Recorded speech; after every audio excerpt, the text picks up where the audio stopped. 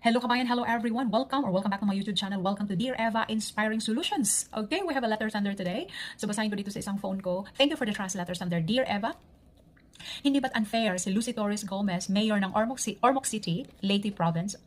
Unfair dahil meron siyang boyfriend for 7 years before niya na-met si Richard Gomez. At sinabi ng mother ni Lucy Torres sa TV interview, Lucy, paano ka na-inlove kay Richard Gomez agad? Ngayon mo lang nakilala yan. At meron kang boyfriend for 7 years. Matagal ka naman ng 7 years, no?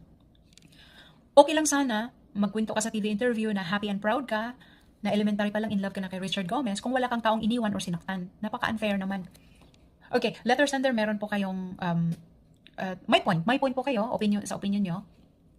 I'm sure alam ni Lucy Torres na naging unfair siya doon sa ex-boyfriend niya. Disclaimer, opinion ko lang po ito. Pero wala rin siguro magawa si Lucy Torres dahil sobrang lakas ng bugso ng damdamin dahil in love na siya kay Richard Gomez. Siguro wala na siya nagawa. Kasi may kasabihan nga na when destiny decides, nobody can escape.